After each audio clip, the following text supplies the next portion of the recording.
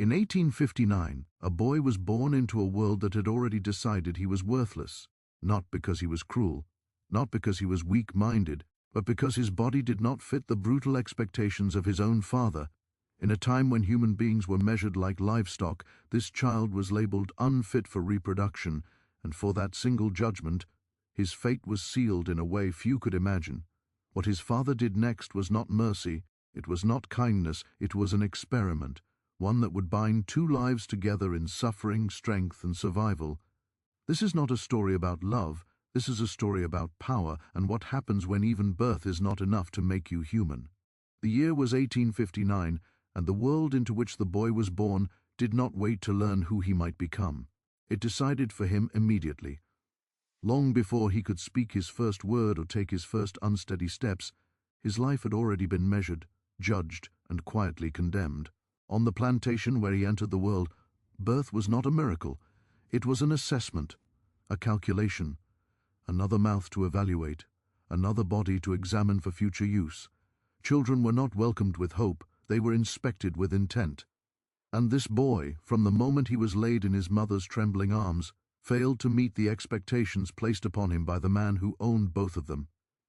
His father stood at the foot of the bed, not as a parent but as an overseer of bloodlines. He did not look at the child with curiosity or tenderness. His eyes moved the way a buyer's eyes move at auction, searching for defects, for weakness, for anything that suggested loss instead of gain. The boy was smaller than expected. His limbs did not stretch the way his father believed they should. His cries were softer, strained, almost as if his body already understood the danger of being noticed. To another man, these differences would have meant nothing. To this father, they meant everything. In that world, reproduction was not about family. It was about profit. Enslaved bodies were bred deliberately, their futures mapped before they could even comprehend language. Strength was inherited, or so men like his father believed. Endurance was a commodity. The child's worth was determined not by his mind, not by his spirit, but by what his body could one day produce, either through labor or through offspring. And as the boy grew, the father's disappointment hardened into certainty. This was not a child who would strengthen the plantation. This was not a body that would expand his wealth. As the years passed, the boy became aware, slowly, painfully, that he was different in a way that invited attention. Not the kind that brings protection, but the kind that invites scrutiny. He walked with care, learned early to keep his head down, learned that silence was safer than curiosity. He watched other children run, lift, struggle, and be praised for it. Praise was rare, but when it appeared, it always went to those whose bodies promised future labor. The boy never received it.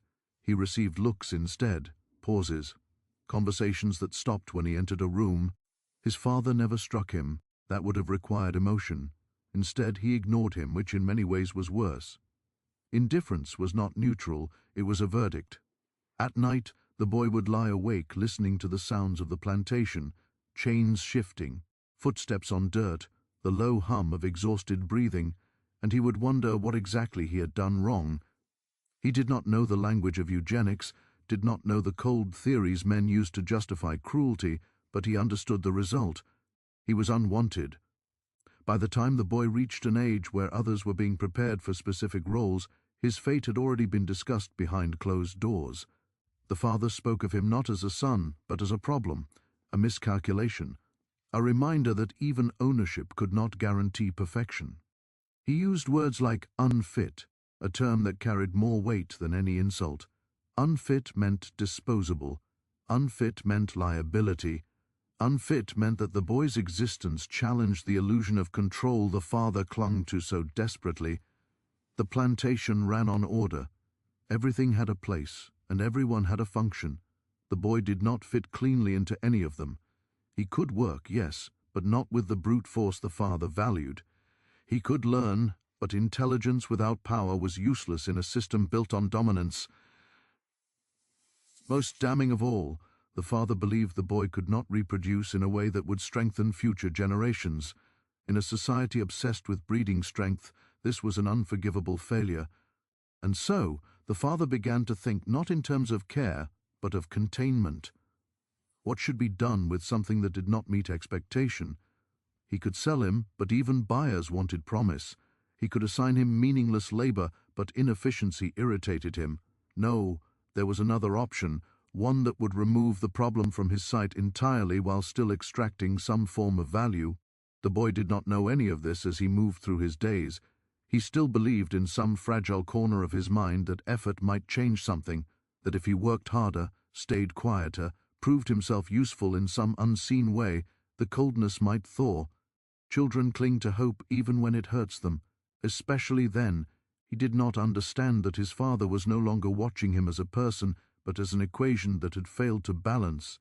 One evening the father stood alone on the porch, watching the enslaved workers return from the fields, his gaze fixed on a woman who moved differently from the rest. She carried herself with a gravity that bent the air around her. Her shoulders were broad, her arms marked by scars that told stories no one bothered to record. She had outlasted men larger than her, harsher seasons than most remembered, and punishments designed to break spirits rather than bodies. She was known for one thing above all else: strength, not the kind that shouted, the kind that endured. She did not complain. She did not collapse. She did not ask for mercy, because she knew it would not come. The father had noticed her long ago. He had catalogued her resilience, measured her productivity, noted how many others leaned on her when their own bodies failed. To him, she was an asset perfected by suffering. And in that moment, an idea took shape.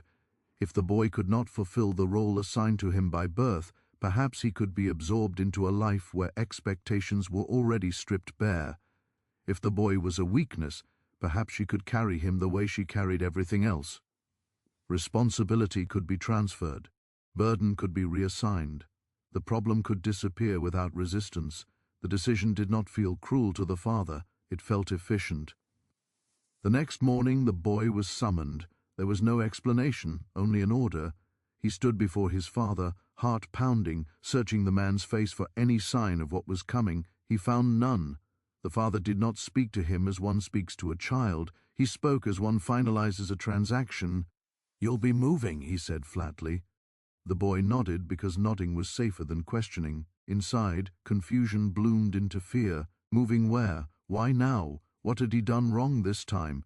The answers did not matter. They were not meant for him. As he was led away later that day, the boy glanced back only once. His father was already gone, already finished with him. That was when the truth settled in, not with drama, not with tears, but with a dull, aching clarity. Whatever connection he thought existed between them had been severed long before this moment. He had never been a son. He had always been an experiment, and this was the conclusion. Before we continue, if stories like this matter to you, stories that history tried to erase, subscribe to Born into Darkness, hit the bell icon so you don't miss what comes next, and stay with us until the end. When this journey is over, leave a comment and tell us how deeply this story affected you, because this is only the beginning. The woman stood where she always stood at the end of the day, her feet planted in the dirt as though the earth itself had learned to rely on her weight. The sun was sinking, painting the sky in dull copper tones, and the fields were emptying of bodies that moved slower now than they had at dawn. She did not rush. She never did. Her strength was not loud or hurried. It was patient, disciplined, worn down into something unshakable. The others passed her without speaking, some with glances of quiet respect, others with the distant look of people too tired to acknowledge anything beyond survival. She had been here longer than most of them. Long enough to understand that being noticed was dangerous, but being indispensable was unavoidable. She had not been born strong. Strength was not a gift she arrived with. It was something the world forced into her, year by year, punishment by punishment, loss by loss. Her back had learned to carry more than it should. Her arms had learned to lift what others dropped. Her lungs had learned to draw breath even when the air felt stolen. There were moments, rare private moments, when she remembered a time before the plantation, before the routine of suffering became so complete that it felt eternal. But those memories were distant now, fragile things she kept buried because remembering too much was another way to break. She sensed him before she saw him. The boy's footsteps were lighter than most, hesitant, as if each step asked permission from the ground. She turned slowly and found him standing a few paces behind the overseer, his eyes lowered, his hands clenched tight against his sides. He looked smaller here, exposed against the open space, like something that had wandered too far from where it belonged. The overseer spoke, but she barely heard the words. She had learned to read intent long before listening to orders. The tone told her enough. This was not a request, it was an assignment. "He's yours now," the man said, his voice carrying no more emotion than if he were handing over a tool. "You'll be responsible for him." That was all. No explanation, no conditions. The overseer turned and walked away, already finished with the exchange. The boy remained where he was, unmoving, waiting for instruction he did not know how to ask for. The woman looked at him carefully, the way she looked at anything new placed within her reach. She did not see weakness, she saw fear. The kind that came from long exposure to judgment rather than sudden danger. She recognized it because she had lived inside it once. She did not ask the boy his name. Names in that place were complicated things. Sometimes they were taken, sometimes they were replaced, sometimes they were never spoken again. Instead, she nodded once and gestured for him to follow. He hesitated only a moment before obeying. That told her more than words could have. He was used to being moved without consent, used to having his future decided in rooms he was not allowed to enter. As they walked, she did not slow her pace, but she did not quicken it either. She allowed space for him to keep up, measuring his stride without appearing to do so. He was careful, she noticed, observant. He looked at the ground, at the fences, at the silhouettes of others settling into the night. He did not look at her. That was not disrespect. That was survival. Children learned quickly where their eyes were allowed to rest. They reached the quarters, and she pointed him toward an empty space inside her shelter. There were no words of comfort, no explanations. Comfort was dangerous too. It created expectations. Instead, she showed him where to sleep, where to sit, where to place his things, few as they were. He watched her closely now, absorbing rules without hearing them spoken. When she finished, she sat heavily and let the day drain from her limbs. Only then did she speak. "You eat when I eat," she said quietly. "You work when I work. You stay where I can see you." The boy nodded again. Relief flickered across his face so quickly it almost went unnoticed. Structure, even harsh structure, was safer than uncertainty. She understood that better than anyone. That night, she listened to his breathing as the darkness settled. It was shallow at first, uneven, the breath of someone who expected to be woken by pain. Slowly, as the hours passed and nothing happened, it deepened.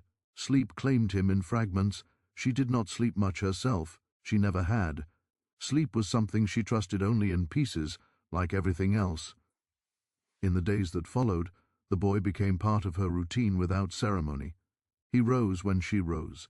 He followed when she moved. Others noticed, of course. They always did. Whispers moved through the quarters, questions asked in lowered voices. Why him? What had he done? Why had the master sent him here? She ignored them all. Speculation was a luxury few could afford. Survival demanded focus. She did not protect the boy from work, but she did not break him with it either. She gave him tasks that required attention rather than brute force. Carry this, watch that, count the tools, learn the rhythm of the day. He learned quickly, not because he was gifted, but because he understood the cost of mistakes.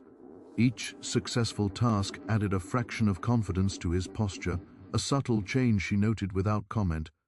The father watched from a distance. He always did. He expected the boy to fade into insignificance, to disappear into the background where unwanted things eventually went. He did not expect the boy to adapt. He did not expect the woman to integrate him so seamlessly into her world. The father told himself it did not matter.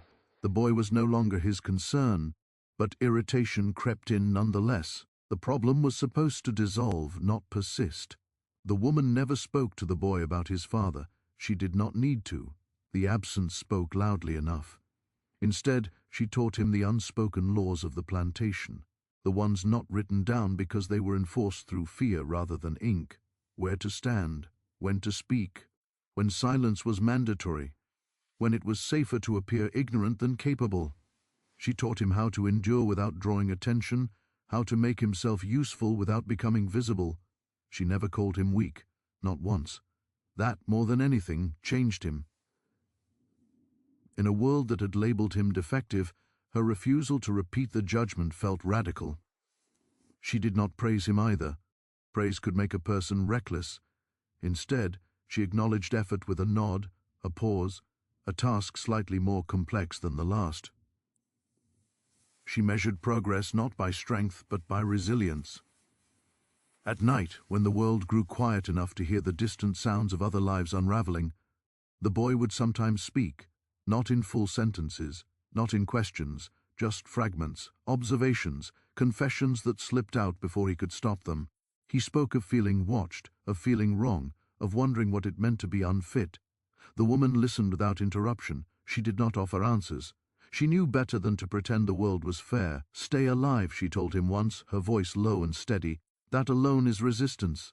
The words settled into him slowly, like something heavy placed carefully rather than thrown. Stay alive, not succeed, not overcome, just endure, just persist. It was the first rule she had ever learned, though no one had spoken it to her so plainly. Hearing it spoken aloud felt like a passing of something sacred, something forged through pain rather than belief. The boy stopped asking questions after that. He focused on breathing, on moving, on learning the shape of each day. He learned that his body, though different, was not useless. It simply functioned in ways his father had not valued. He learned patience from the woman, learned that strength could exist quietly, that survival did not always roar. The woman, for her part, felt something she did not allow herself to name. Responsibility, perhaps, recognition. She had been given many burdens in her life, but this one was different. The boy did not drain her. He reminded her of something she had once been before the world narrowed her into a single trait, before she became known only for endurance. She never told him this. She did not need to. The plantation continued its rhythm, indifferent to the small transformation taking place within its boundaries. The father continued his routines, convinced that time would erase the inconvenience he had discarded. But time, as it often does, began to work against expectation. The boy did not disappear. He did not break. He did not fail in the way he was supposed to. And the woman, strongest among them, carried him forward not because she was ordered to, but because she understood something the father never would. Strength was not about breeding, it was about survival. And survival, once learned, had a way of reshaping destiny, quietly, relentlessly, and without permission. The days did not announce their passing.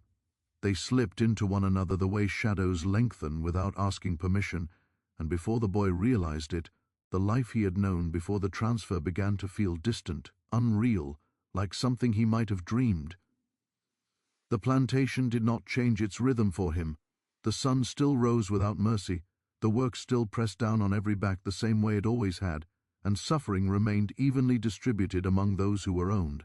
But within that sameness, something subtle shifted. The boy was no longer waiting for judgment. He was living inside its aftermath. He became aware, slowly, that people watched him differently now. Not with the sharp curiosity reserved for new arrivals, and not with the disdain he had grown used to under his father's roof, but with a cautious distance.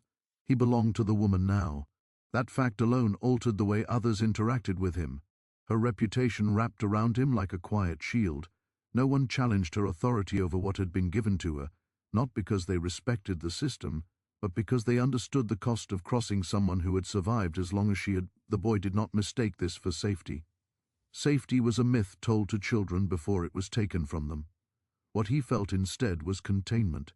A boundary had been drawn around his life, and while it limited him, it also defined him. For the first time, he knew where he stood. He knew whose shadow he was expected to move within. That certainty, harsh as it was, allowed his mind to settle in ways it never had before. The woman observed him constantly, though she made no effort to appear watchful. She noted the way his shoulders tensed at sudden sounds, the way his eyes tracked movement before his body followed, the way he anticipated punishment even when none came. These were not signs of weakness to her. They were signs of long exposure. Trauma had taught him efficiency. She understood that language fluently. She tested him without cruelty, small trials woven into routine. She asked him to remember things others forgot, to notice details others overlooked. She gave him tasks that required precision rather than power, knowing full well that power attracted attention. Each successful task added weight to his presence, not physically, but in the way he carried himself. He still kept his head low, but his movements grew steadier. His hands stopped shaking when he worked. His breath no longer caught every time someone raised their voice nearby. The father watched all of this from afar, though he would never have admitted it.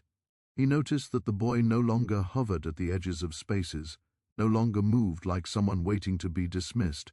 This irritated him in a way he could not articulate.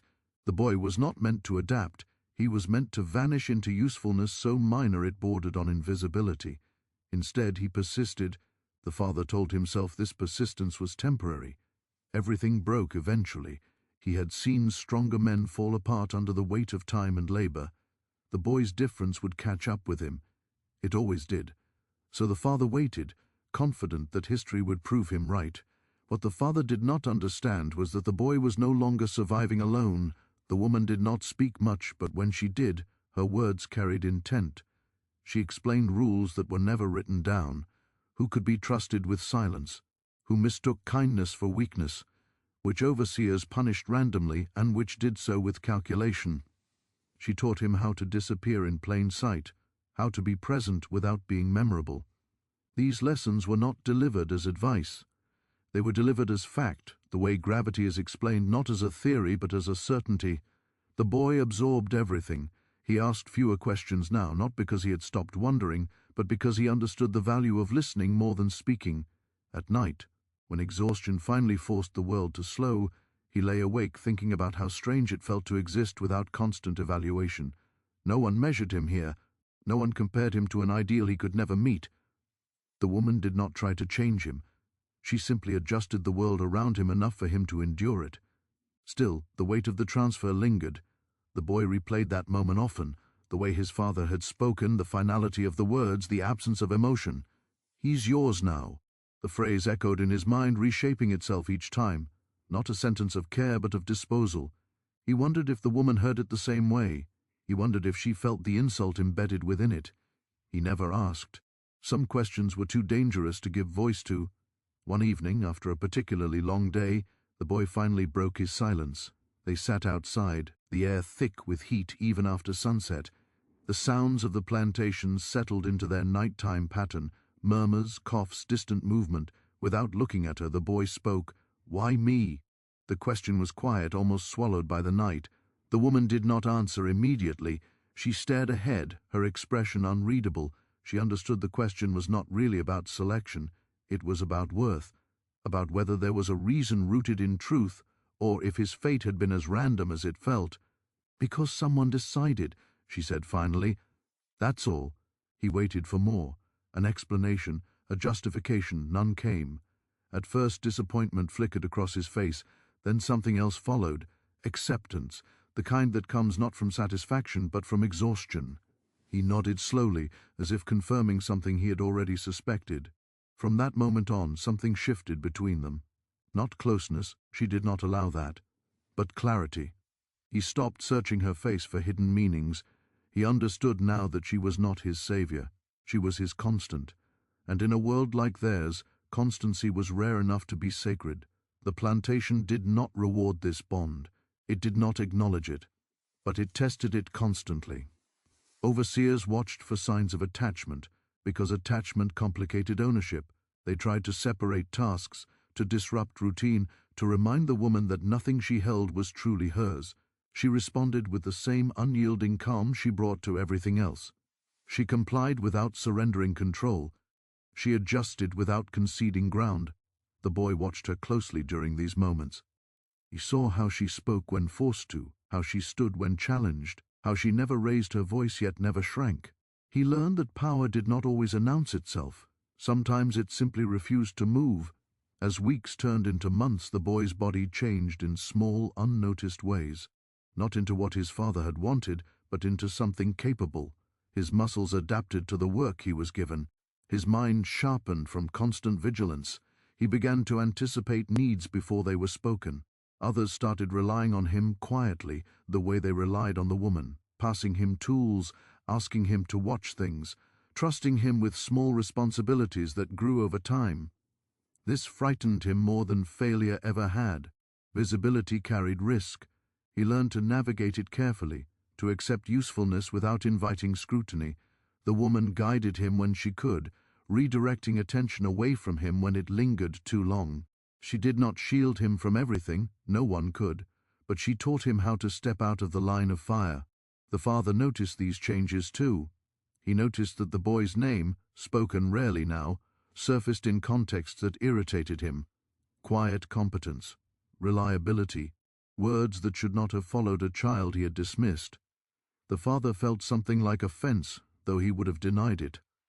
How dare the boy exist successfully outside the role assigned to him? How dare the woman reshape the outcome of a decision meant to be final? He considered intervening, considered reasserting control, but doing so would require acknowledging the boy's continued existence as something other than a mistake. Pride intervened where authority might have acted. The father chose instead to ignore the discomfort, believing it would pass. But discomfort, like truth, rarely does. One night, a storm rolled in unexpectedly. Wind tore through the quarters, rain pounding against roofs already weakened by years of neglect. The plantation scrambled into defensive motion, securing what little could be secured. In the chaos, a storage area collapsed, trapping supplies beneath broken beams. Overseers shouted orders without direction, more concerned with blame than resolution. The woman moved immediately, assessing damage with practiced eyes. The boy followed without being told. Together they worked through the storm, retrieving what could be saved, stabilizing what threatened to fall further. Others joined them, drawn not by command but by momentum. When the storm finally passed, exhaustion clung to everyone like a second skin. In the aftermath, the overseer's gaze lingered on the boy, not with suspicion, but with reluctant acknowledgement. The boy felt it and stiffened, instinctively shrinking back. The woman placed herself subtly between them, not as a challenge, but as a reminder. Ownership had boundaries too. Later, as they rested, the boy realized something that unsettled him deeply. He had not once thought about his father during the storm, not about approval, not about punishment, not about expectation. The man who had defined his worth for so long had faded into irrelevance in the moment survival demanded focus. This realization did not bring relief. It brought grief, grief for the child he had been, waiting endlessly for validation that would never come, grief for the understanding that he had been alone long before the transfer, long before the woman entered his life. He did not voice this grief. He carried it silently, the way everyone carried what could not be shared. The woman noticed the change in him that night, the heaviness that settled into his posture, the way his eyes seemed older somehow. She said nothing. She understood that growth often arrived carrying loss. She had learned that lesson early. From then on, the boy's presence felt less temporary. He no longer behaved like someone waiting to be moved again. He began to occupy space, cautiously, deliberately, not as ownership, but as acknowledgement. This was where he existed now. This was the reality he would navigate until something forced it to change. The plantation remained indifferent to this internal shift. Systems built on cruelty rarely care about individual transformations, but beneath the surface, something irreversible had begun. The transfer, meant to erase him, had instead placed him inside a different kind of trial, one that demanded endurance rather than conformity, and endurance, once learned, had a way of compounding. The boy was no longer simply surviving what had been done to him, he was adapting beyond it. And the woman, strongest among them, watched this adaptation with a quiet understanding that unsettled even her, because she knew better than anyone that survival was never the end of the story, it was only the beginning of what followed. The shift did not announce itself with clarity or force. It crept in the way endurance always does, quietly, accumulating over time until it reshapes the landscape without ever asking permission. The boy did not wake one morning transformed, and the woman did not suddenly see him as anything other than what he had been since the transfer, another life bound to hers by a decision neither of them made. Yet as days folded into weeks and weeks into months, something unmistakable began to take shape between them. Not affection in the way stories often describe it, and not family in any sense the world would recognize, but a shared gravity that pulled their lives into alignment. They moved with the same rhythm now, understood the same silences, responded to danger with the same instinctive restraint. Their bond was forged not through choice, but through repetition, and repetition had a way of hardening into truth. The boy's body continued to change, but not in the direction his father had once demanded. Instead of becoming larger or more imposing, he became more efficient. His movements wasted nothing. He learned how to lift without straining, how to carry weight close to his center, how to use balance rather than force. These were lessons the woman never explicitly taught, but he absorbed them from watching her. She worked not with aggression but with precision. Each motion had purpose, each breath was measured. Where others exhausted themselves fighting the work, she seemed to move with it, allowing momentum to do what strength alone could not. The boy mirrored her unconsciously, his body learning a language older than words. The plantation did not value this kind of intelligence. It rewarded spectacle, raw power, visible submission, dramatic punishment. Quiet competence often went unnoticed until it became inconvenient, and slowly, almost imperceptibly, the boy began to inconvenience the expectations placed upon him. Tasks that once required two people now required one. Mistakes that others made repeatedly he learned to avoid. He remembered where things were kept, how long tasks truly took, which corners of the system failed under pressure. He became reliable in a way that drew attention without asking for it. This frightened him. He had learned early that attention was dangerous. It invited scrutiny, and scrutiny led to correction. He tried to dull his usefulness, to slow himself down, but the habits he had formed were difficult to suppress. The woman noticed his anxiety and intervened in the only way she knew how, by redirecting it. She assigned him tasks that kept him close, tasks that blended into her own workload so that his competence appeared as an extension of hers. She did not explain this strategy. She did not need to. He understood the message immediately. Survival was not just about being capable, it was about knowing when to disappear. The father continued to watch from a distance, his irritation growing more complex. It was no longer simply that the boy existed, it was that the boy existed differently than predicted. The father had built his authority on the belief that he understood people, that he could categorize and control outcomes with confidence.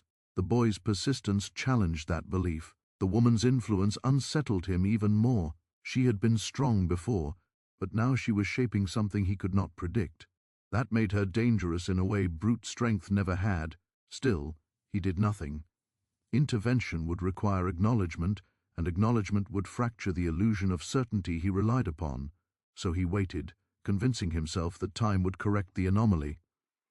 Time, after all, broke everyone eventually. The boy's nights grew longer in his mind, even when sleep came easily. He found himself thinking less about what had been taken from him and more about what he was becoming. This realization disturbed him deeply. Identity had always been something imposed from the outside. Now, without meaning to, he was shaping one from within. He did not know what to do with that awareness. It felt dangerous, like stepping onto unstable ground. One night, as they sat together after the others had settled, he spoke again, not with fear this time, but with something closer to confusion. He asked the woman how she knew when to stop pushing, when to conserve strength rather than spend it.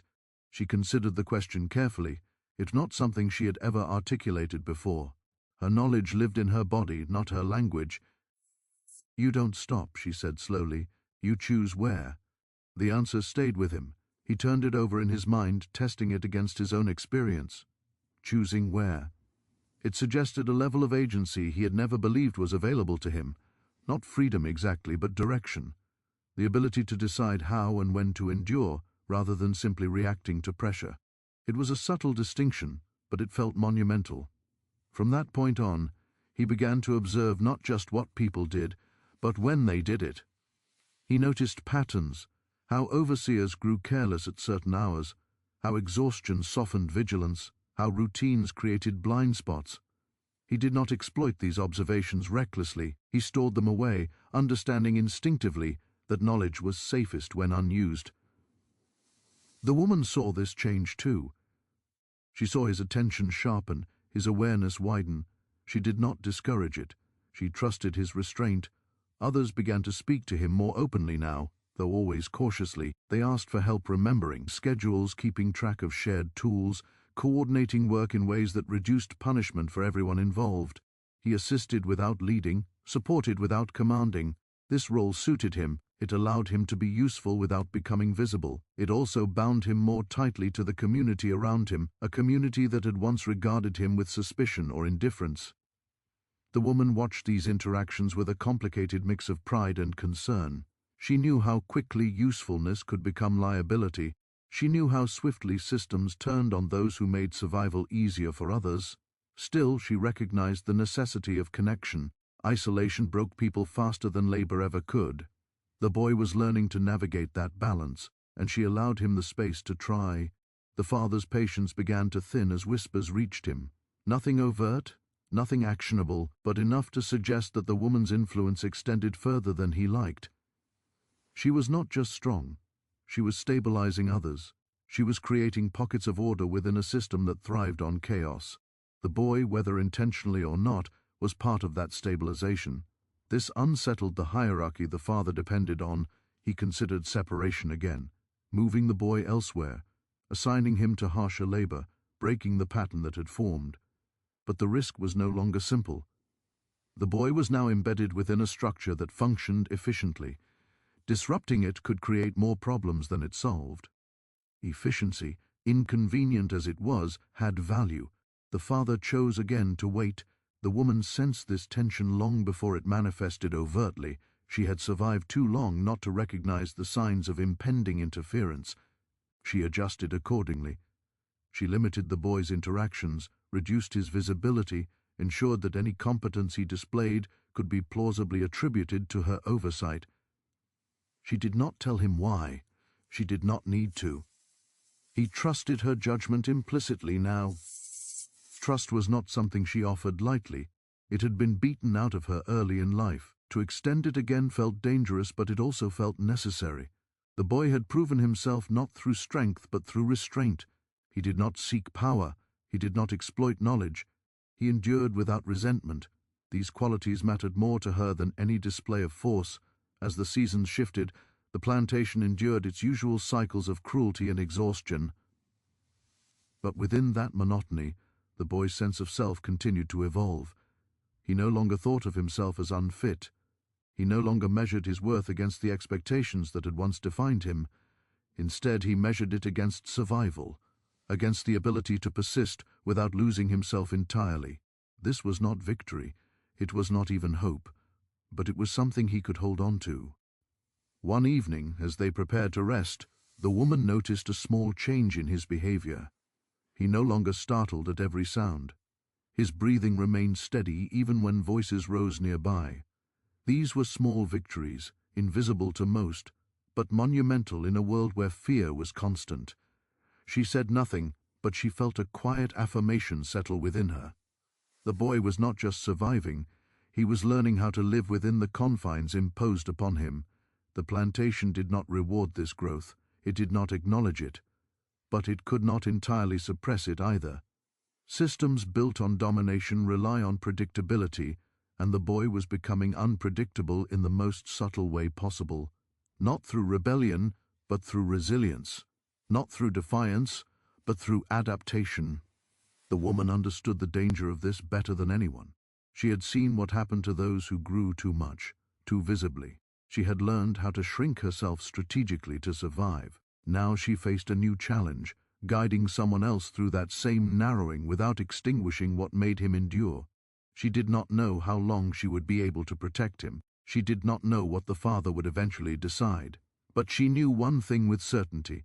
The transfer, meant to erase the boy's future, had instead placed him on a different path. One shaped not by breeding or expectation, but by shared endurance. And endurance, once internalized, could not be undone.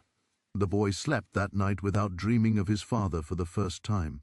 When he woke, the weight in his chest felt lighter, though nothing around him had changed. He did not recognize this moment as significant. He could not know that it marked a turning point.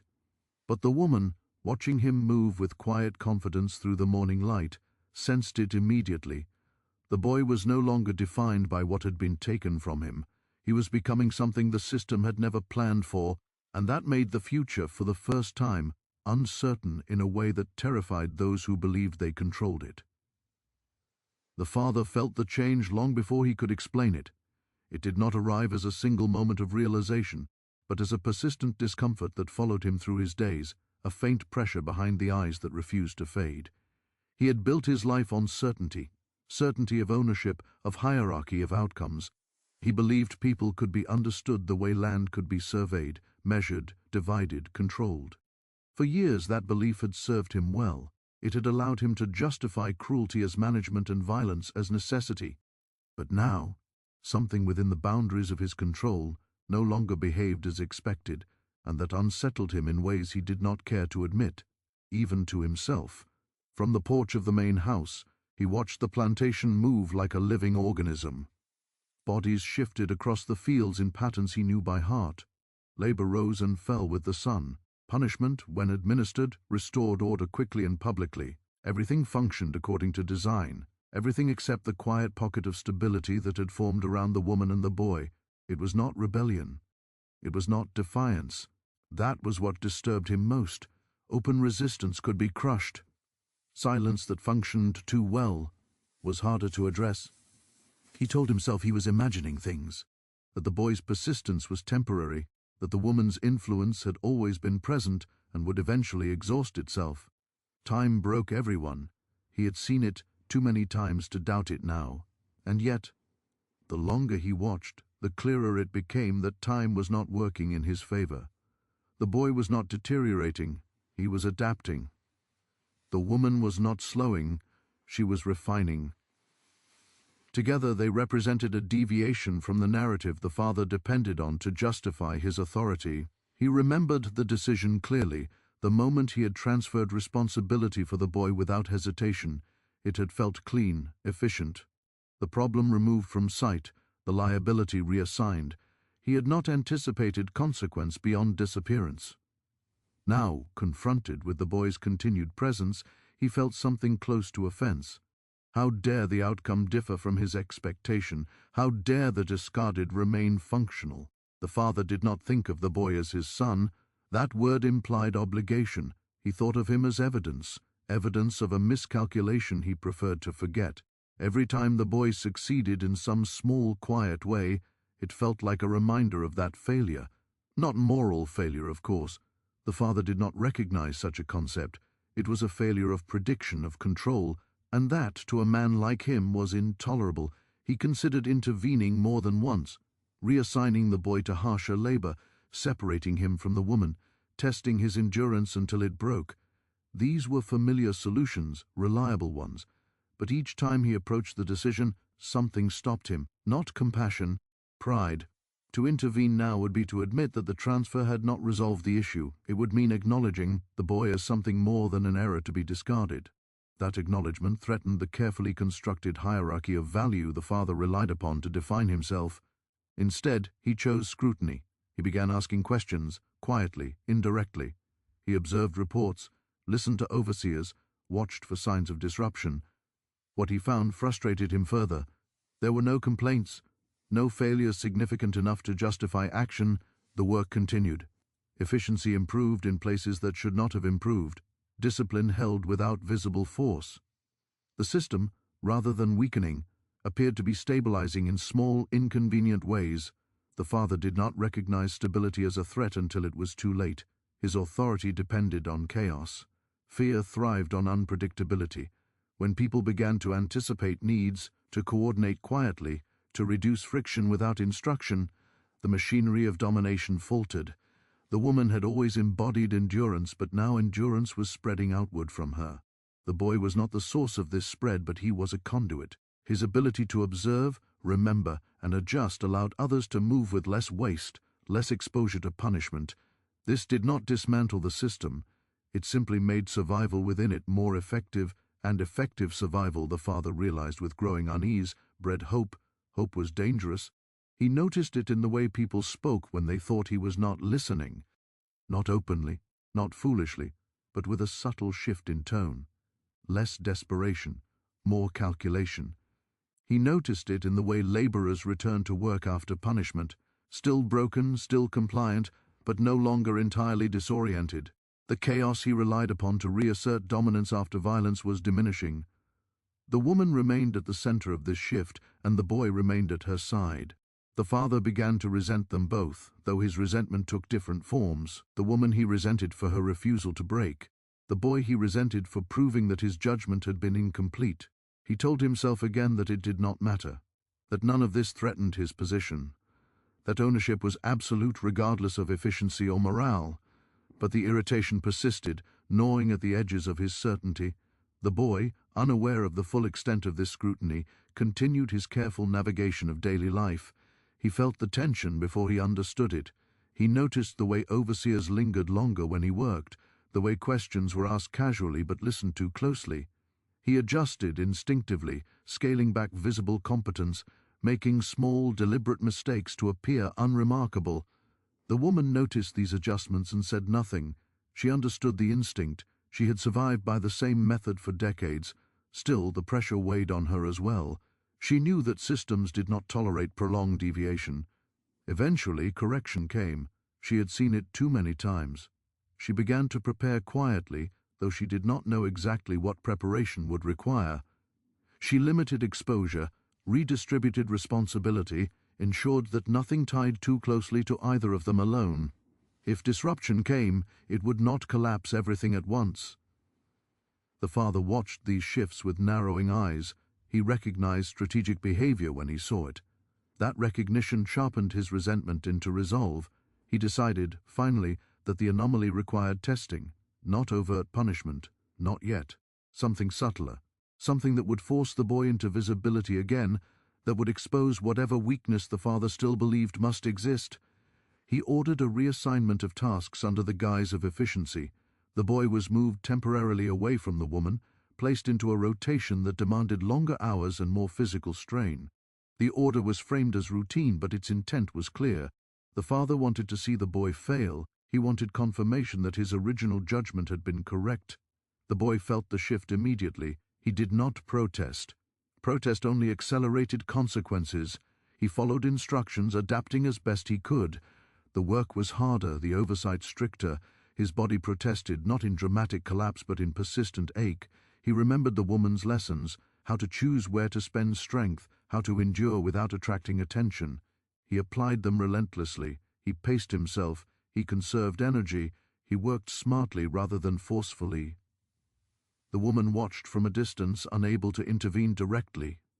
This helplessness gnawed at her more than physical exhaustion ever had. She knew the test for what it was. She also knew that survival now depended on restraint rather than resistance.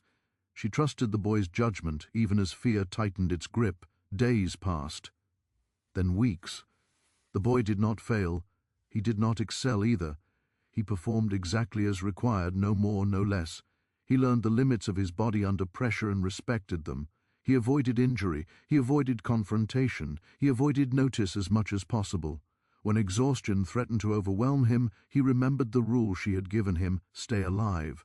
That alone is resistance. The father observed this outcome with growing frustration. The test had not yielded the result he wanted. Instead of exposing weakness, it had revealed adaptability. This realization forced him into a corner he despised. To escalate now would require justification that could not be masked as routine. It would require visible cruelty directed at someone who had done nothing overtly wrong. That kind of action drew attention from overseers, from others, from systems even the father answered to. The risk outweighed the satisfaction. Reluctantly, he ended the reassignment. The boy returned to the woman's orbit, thinner, more exhausted but unbroken. The woman said nothing when he returned. She did not ask what had happened. She did not need to. She saw the evidence in his posture, in the way he moved more carefully now, conserving strength with even greater discipline. Something hardened within her then. Not anger, resolution. She understood that the father would not stop watching. She understood that the boy's existence alone was now an irritant that could not be ignored indefinitely. She began to think not just in terms of survival, but of sustainability. How long could this balance hold? What would happen when the father decided the inconvenience was no longer tolerable? The boy sensed this shift as well. He did not know its source, but he felt its weight. He became quieter, more deliberate. He stopped speaking at night unless spoken to. He focused inward, strengthening the discipline that had carried him this far. He no longer thought about his father as a person. The man had become a force, an abstract threat, rather than an emotional presence. This detachment protected him, but it also left a hollow space where something else might have been. The father, for his part, felt no relief. The boy's return did not restore his certainty. If anything, it intensified his discomfort. The system had bent without breaking, but the bend remained visible. The woman and the boy continued their quiet existence, neither defiant nor submissive in the ways he understood. They endured. And endurance, when it defied expectation, challenged the narrative of inevitability the father depended on to justify everything he had built. He told himself again that this did not matter, that history would forget them, that ownership guaranteed outcome regardless of individual resilience, but somewhere beneath that conviction, doubt had taken root. Not doubt about morality, doubt about control. The boy did not know this. He only knew that the world remained dangerous, that safety was temporary, and that survival required constant adjustment. He had learned to live within uncertainty without allowing it to consume him. This, more than anything, marked his transformation. He was no longer reacting to cruelty. He was navigating it. The woman watched him one evening as he worked, his movements efficient despite lingering fatigue. She recognized something she had not expected to see: confidence, quiet and unspoken, not arrogance, not defiance, just an understanding of his own limits and capabilities. She realized then that the boy was no longer defined by the judgment that had cast him aside. He had grown beyond it, not by escaping the system, but by surviving it intact. The father sensed this growth, even if he could not name it, and that knowledge haunted him more than any open rebellion ever could, because it suggested a truth he had spent his life denying. That control, no matter how absolute it appeared, was never complete, and that endurance, when nurtured quietly, could outlast even the most carefully constructed systems of power. Time did not soften the world around them, but it refined the way they moved within it. The balance they had learned to maintain, between visibility and obscurity, between usefulness and danger, grew more delicate with each passing season. The boy and the woman no longer spoke about survival as something abstract or temporary. It was embedded in every decision they made, every step they took, every breath they measured. They did not announce this understanding to one another. It lived in the pauses between words, in the shared glances that replaced instruction, in the way their bodies aligned instinctively when tension entered a space. The bond between them had settled into something deeper than responsibility and more complex than protection. It was not affection as the world liked to imagine it, softened by sentiment and choice. It was forged through repetition and restraint, through the shared discipline of staying alive without drawing the wrong kind of attention. They had learned each other's rhythms so completely that adjustment required no discussion. When the woman slowed, the boy slowed. When she diverted, he followed. When she sensed danger before it surfaced, he trusted that instinct without question. This trust was not naive. It was earned through consistency, through the knowledge that neither of them acted recklessly or for personal gain. Others noticed the bond, though few spoke of it openly. In a place where separation was common and attachment was punished, closeness carried risk. Yet the woman and the boy were never demonstrative. They did not share gestures that could be interpreted as defiance. They did not create scenes that demanded explanation. Their connection was quiet, internal, almost invisible unless one knew how to look for it. Those who did know, those who had endured long enough to recognize survival when they saw it, understood that the bond was not a weakness. It was an anchor. The boy's sense of self continued to evolve in subtle ways. He no longer thought of his body as something that had failed him. Instead, he understood it as a tool that required different handling than others. He learned how to manage pain without resisting it, how to acknowledge limitation without surrendering to it. This understanding did not make his life easier, but it made it clearer. He no longer wasted energy wishing to be something else. He focused on being exactly what the moment required. At night, When exhaustion loosened his defenses, memories surfaced uninvited. The house where he had lived briefly as a child, the silence of his father's presence, the finality of being handed over as one might hand over an object. These memories no longer carried the same sharp sting. They had dulled into something heavier, more reflective. He did not miss his father. He missed the possibility that had never existed, the idea that he might have been seen differently. He learned to let that grief exist without allowing it to define him. The woman carried her own memories just as quietly. She remembered faces that no longer existed on the plantation, voices that had been silenced, moments when she had believed endurance alone would save her, only to learn that endurance required adaptation to remain viable. The boy's presence stirred something in her that she had buried long ago, not hope exactly, but recognition. She saw in him a version of herself that had not yet been fully shaped by loss. Protecting him did not erase her own pain, but it gave it direction. The plantation continued to test them both. New overseers arrived, eager to assert authority. Old ones grew careless, their cruelty sharpening as familiarity dulled vigilance. The systems of punishment and reward shifted unpredictably, designed to keep everyone off balance. Through it all, the woman and the boy adjusted. They learned new patterns. They anticipated changes. They prepared without panicking. This adaptability, more than any single act of strength, sustained them. The father remained a distant presence, but his influence was never absent. He watched, waited, calculated. He had not forgotten the boy, though he rarely spoke of him. The irritation the boy's survival had sparked did not fade. It transformed. It became something colder, more deliberate. The father no longer sought to prove the boy's weakness. He sought to contain his unpredictability. This shift was subtle, but dangerous. Containment did not require justification, required patience. The boy sensed this shift without understanding its source. He noticed the tightening of routines, the increased scrutiny, the way minor deviations were corrected more quickly than before. He responded by shrinking his footprint further. He spoke less. He moved more deliberately. He refused tasks that would draw attention, even when they promised relief from physical strain. The woman noticed and approved silently. Visibility was a currency they could no longer afford to spend. Despite this caution, the bond between them deepened, not through shared conversation but through shared decision-making. They began to plan without words, adjusting schedules and responsibilities in anticipation of pressure. They learned how to distribute risk between them, how to absorb strain without collapsing. This collaboration was not perfect. There were moments of miscalculation, moments when danger brushed too close. But each time they learned, each time they adapted. Others began to rely on them more openly now, though still cautiously. The woman's reputation had always commanded respect, but the boy's quiet competence added something new to that dynamic. People trusted him with information, with small responsibilities that mattered more than they appeared to outsiders.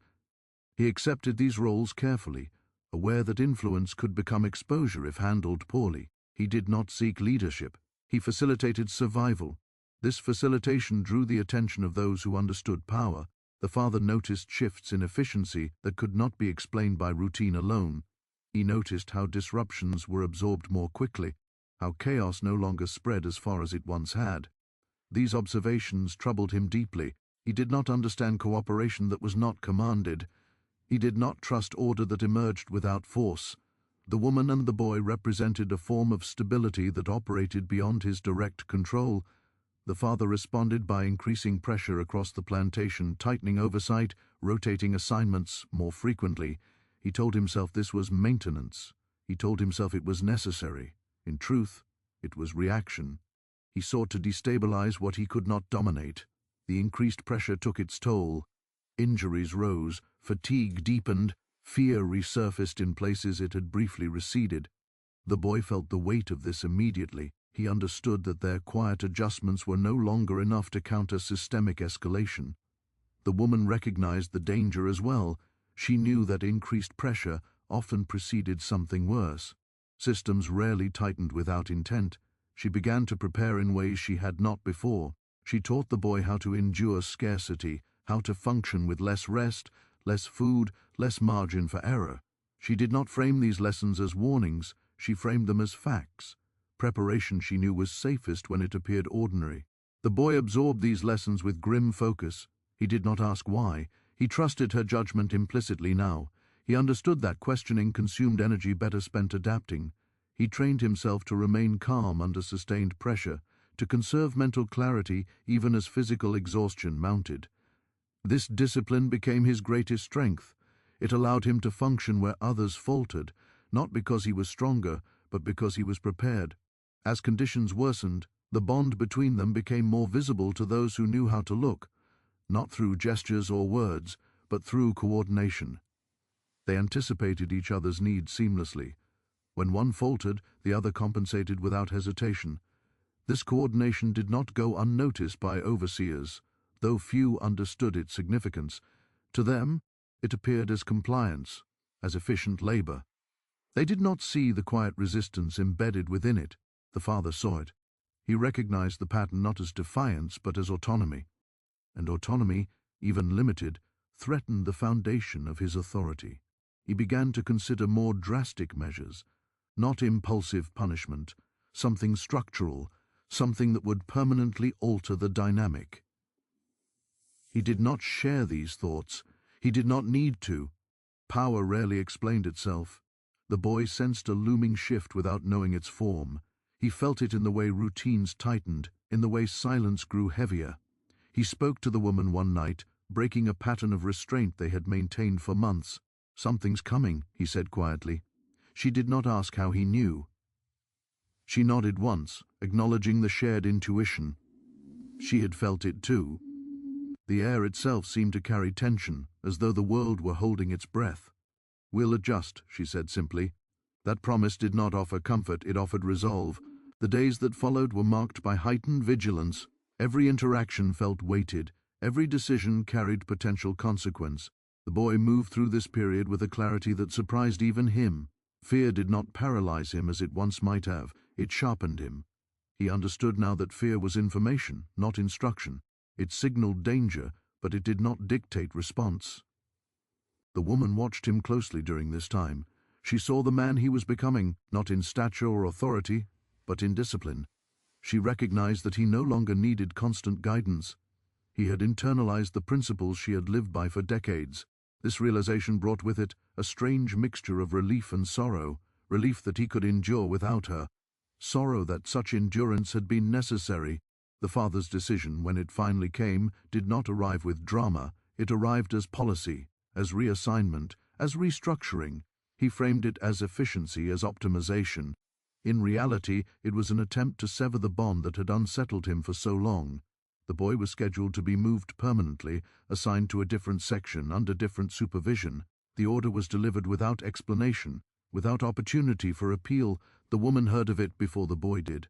News traveled quickly in places where survival depended on awareness. She absorbed the information without visible reaction. Panic would serve no one. She needed to think. She needed to choose where to spend her strength. When the boy was told, he felt the familiar hollow open in his chest. Not fear this time, not confusion, grief. The kind that comes from anticipating loss rather than experiencing it. He did not protest. He did not ask why. He looked at the woman, searching her face for direction. She met his gaze steadily. "Not yet," she said quietly. The words carried weight beyond their simplicity. Not yet meant there was time.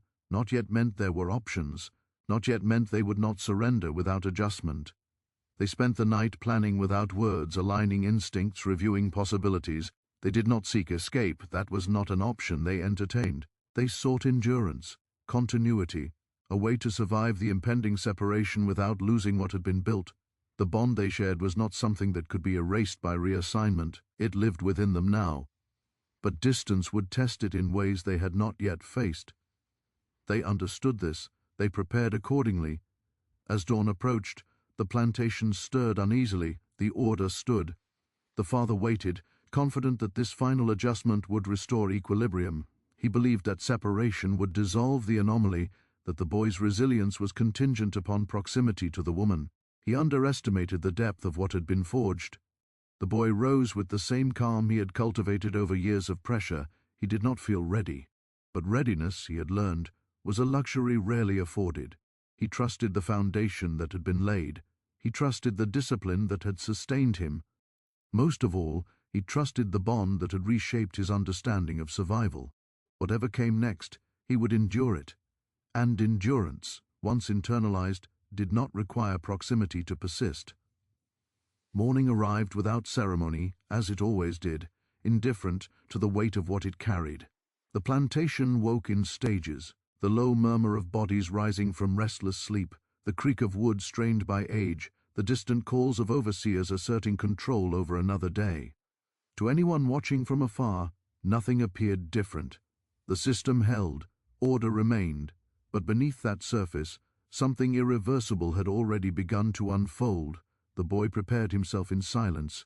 He moved through the familiar motions with care, folding what little he owned, placing each item exactly where it belonged, committing the shape of the moment to memory without fully understanding why. He had learned long ago that memory was a form of ownership no one could take from him. The woman watched him from across the space they shared, her expression steady, unreadable. She did not offer comfort. Comfort weakened resolve. Instead, she offered presence, which was far rarer and far more dangerous. They did not speak about the order again. There was no need.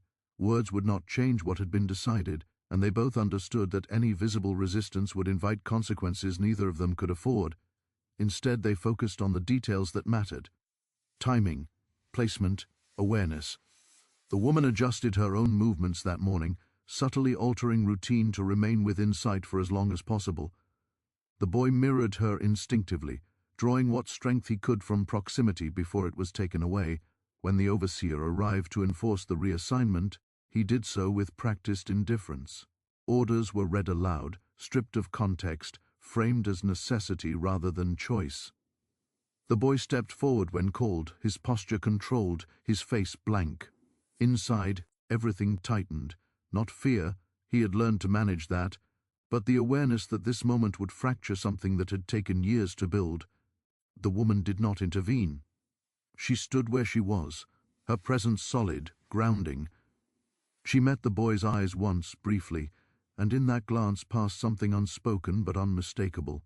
Instruction, confidence, a reminder of everything he had already survived. Then the moment was gone, and the system moved forward as if nothing of consequence had occurred. The separation was not dramatic. It rarely was. The boy was led away, absorbed into a different current of labor, placed among people who did not know him, who did not share his history. He felt the absence immediately, not just of the woman, but of the rhythm they had shared. The world felt louder, less predictable. He adjusted instinctively, drawing inward, conserving energy the way he had been taught. The woman watched him disappear without moving. She did not chase after him. She did not protest. She knew better than anyone that visible attachment invited punishment. Instead, she focused on anchoring herself where she stood, maintaining her own stability so that whatever connection remained between them would not collapse entirely. Separation, she understood, did not have to mean erasure. The days that followed tested them both in different ways. For the boy, the new assignment was harsher, less structured. Overseers here relied on intimidation more than routine, unpredictability more than order. The boy felt the difference immediately. His carefully honed strategies required adjustment. He observed, learned patterns, identified blind spots. He did not rush. He knew better than to assume that what had worked before would work again unchanged. Without the woman's immediate presence, he leaned more heavily on internal discipline. He remembered her lessons about choosing where to spend strength, about endurance as resistance, about survival as an active process rather than passive suffering. He applied these principles relentlessly. Spoke little. He worked efficiently but not exceptionally. He blended into the background without disappearing entirely. It was a delicate balance, but one he had practiced for years. At night, exhaustion pressed in more heavily than before. Without the quiet certainty of shared space, sleep came unevenly. Memories surfaced unbidden.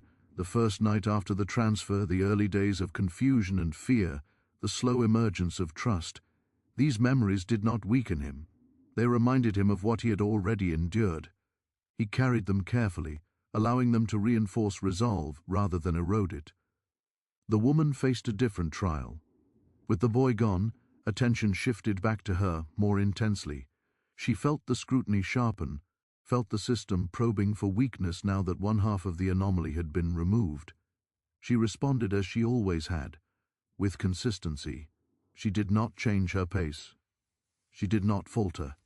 She did not invite notice. But inside, vigilance intensified. She understood that the boy's survival now depended not only on his own discipline, but on the stability she maintained here. If she broke, whatever invisible line still connected them would snap. Others noticed the absence too. Quiet questions circulated, never spoken aloud. The boy had been a stabilizing presence, even if few could articulate why. His removal created subtle disruptions, small inefficiencies, moments of miscommunication, nothing dramatic enough to justify alarm, but enough to be felt. The system absorbed these disruptions with increased pressure, tightening oversight, escalating punishment where order slipped. Fear resurfaced in spaces where it had briefly receded. The father observed these changes with a complex mixture of satisfaction and unease. The separation had achieved its immediate goal, the bond had been disrupted. The boy was no longer within the woman's orbit. The anomaly, at least on the surface, appeared to be dissolving. And yet, the discomfort remained.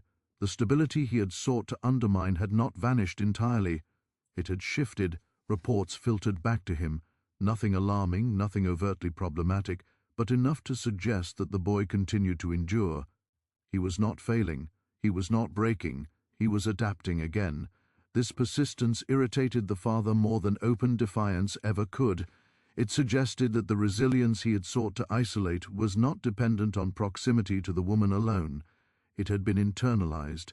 The father told himself this did not matter, that endurance without connection would eventually wither, that isolation would accomplish what reassignment alone could not. He had seen it before. People needed anchors, remove them, and collapse followed. He waited for the signs he expected to see. They did not come. The boy continued to survive day after day without visible deterioration. He learned new rhythms, new dangers. He adapted his strategies, refining them to suit the environment. He formed no close attachments, but he did not isolate himself completely either. He offered quiet assistance when it served mutual survival, accepted help when offered, and avoided entanglements that could draw attention. His restraint, honed over years, protected him now more than ever. The woman too endured. She felt the weight of separation acutely, but she did not allow it to surface. She carried on, maintaining her role, her reputation, her stability. In private moments, rare and fleeting, she allowed herself to acknowledge the loss, not of ownership but of proximity. She reminded herself that survival did not require constant presence. It required continuity of principle. She had given the boy what she could. Now he carried it forward on his own. As time passed, something unexpected occurred. The separation, intended to weaken both of them, began to reveal the depth of what had been built. The boy's endurance proved independent. The woman's stability remained intact. The bond between them, though strained, did not dissolve. It transformed. It became something less visible, less vulnerable to interference, something carried internally rather than enacted externally. The father noticed this transformation without fully understanding it. The system had been adjusted, control had been reasserted, and yet the outcome still refused to align with expectation. The boy existed beyond prediction. The woman remained unbroken. The narrative of inevitability the father relied upon began to feel thinner, less convincing. He responded with further tightening, further restructuring.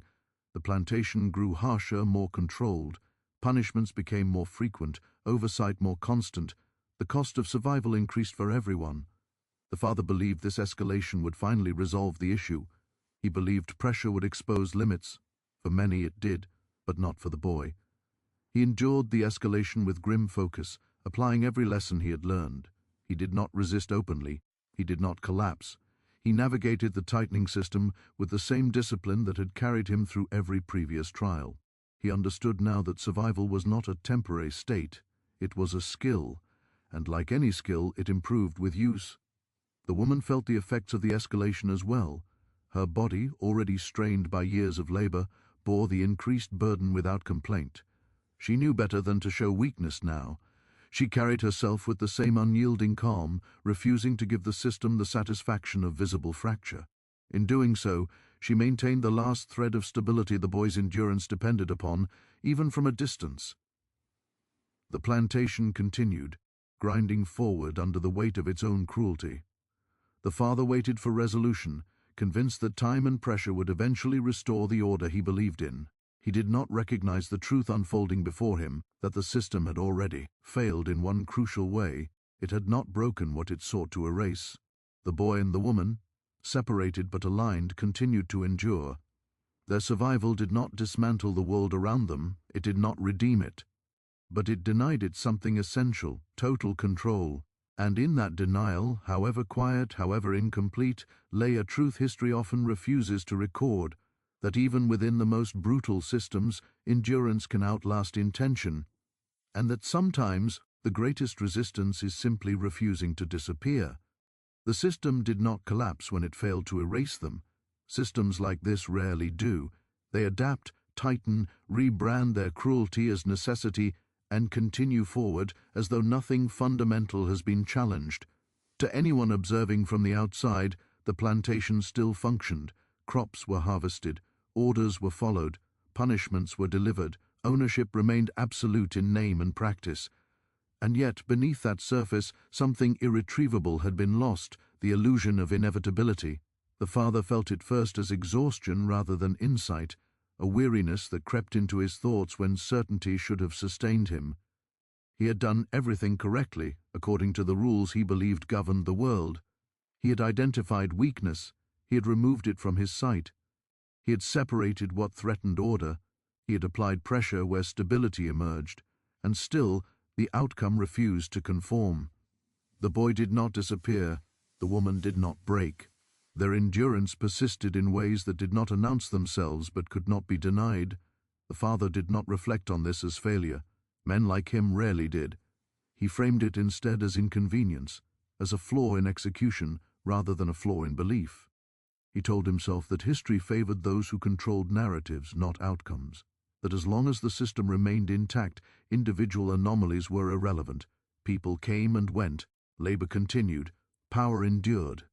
That was enough, but power, when stripped of certainty, becomes defensive, and defensiveness over time reshapes behavior. The plantation grew harsher still, not because it needed to, but because the father needed reassurance. Punishments became less strategic and more frequent. Oversight increased beyond efficiency into obsession. The system strained under its own weight, grinding down those within it faster than before. The boy and the woman felt this strain acutely, each in their separate spheres, each responding with the same discipline that had sustained them through everything else. The boy learned to function in an environment where fear was no longer a tool but a constant condition. He adjusted his internal rhythms to match the unrelenting pressure. Rest became fragmented, food became scarcer, mistakes were punished more severely. He adapted by narrowing his focus further, conserving mental clarity even as physical exhaustion mounted. He stopped imagining outcomes. He lived moment to moment, decision to decision, measuring success not by improvement, but by survival. He did not think of himself as brave. He did not think of himself as resilient. Those words belonged to narratives told by people who had never been owned. He thought of himself as present, awake, unbroken. That was enough. The woman endured the escalation with the same unyielding steadiness that had defined her entire life. Her body carried the added burden without complaint, though the cost was visible in the way she moved more carefully now, conserving joints worn thin by decades of labor. She did not slow, she adjusted. She had learned long ago that survival was not about refusing change, but about mastering it. She thought of the boy often, though never when others could see it. She wondered how he was adapting, whether the lessons she had passed on were enough to sustain him without her proximity. She reminded herself that endurance, once internalized, did not require supervision. She trusted what she had seen him become. That trust steadied her more than any hope ever could. The boy, for his part, carried her presence internally. In moments of strain, he recalled her discipline, her restraint, her refusal to waste strength on despair. He did not romanticize their bond. He understood it as what it was, a shared commitment to survival forged under conditions neither had chosen. That understanding grounded him. It reminded him that he was not enduring alone, even in separation. Time passed in this way, measured not in milestones but in persistence. Seasons changed, people disappeared.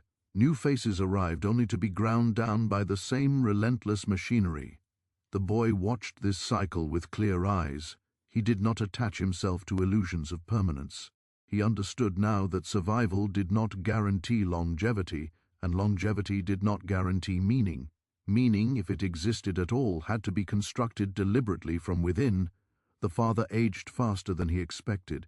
Authority had always sustained him, but now it demanded constant reinforcement.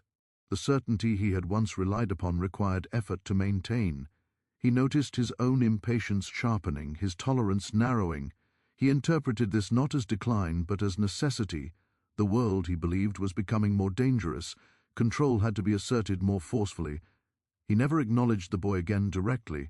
He never spoke the woman's name. In his mind they remained resolved issues, problems already addressed. To admit otherwise would be to confront a truth he could not afford to face, that his control had limits, and that those limits had been exposed not by rebellion, but by endurance. The plantation eventually changed hands, as such places often did. Ownership shifted, names were replaced, policies adjusted, cruelty persisted under new justification. The boy and the woman lived through this transition as they had lived through everything else, with caution, adaptation, and restraint. They did not expect improvement. They prepared for variation. In the confusion of the transition, routines fractured briefly, oversight loosened in places, tightened in others. The boy navigated this instability with practiced awareness. He had learned to read systems in flux, to identify opportunities for safety without mistaking them for freedom. He did not flee. He did not challenge. He endured. The woman, older now, felt the cost of years etched into her body more clearly than ever. She moved with care, conserving what remained of her strength. Others leaned on her still, drawn to her stability even as her endurance thinned. She did not resent this. She had long ago accepted that her survival would always be collective, that her strength had value beyond herself. Eventually, inevitably, the distance between the boy and the woman grew not just spatial, but temporal. Years passed without direct contact. News filtered indirectly, unreliable and incomplete. The boy learned of her continued endurance through quiet confirmation rather than conversation. The woman learned of his survival the same way. They did not need details. Survival itself was the message. The world beyond the plantation shifted in ways neither of them could fully see. Forces larger than any single system began to press against the structures that had defined their lives. Change came slowly, unevenly, violently in places. The boy did not live to see justice. The woman did not live to see reckoning. Few ever did. But they lived long enough to deny the system its greatest demand, erasure. The boy did not become what his father had predicted. He did not fade into uselessness. He did not vanish into failure. He endured long enough to know himself beyond judgment. He learned that his body was not a defect but a form, that his worth had never been determined by breeding or expectation. That survival itself, carried with discipline and awareness, was an act of defiance no system could fully suppress. The woman did not become only what the system had named her. She was not merely strength to be exploited. She was knowledge passed quietly, endurance modeled deliberately, humanity preserved without spectacle. She survived long enough to shape another life not through ownership, but through example. History did not record their names. There are no documents that detail the boy's endurance or the woman's discipline. No ledgers that mark the quiet resistance embedded in their survival. The system they endured did not consider such things worthy of record. It measured output, not humanity. Control, not consequence.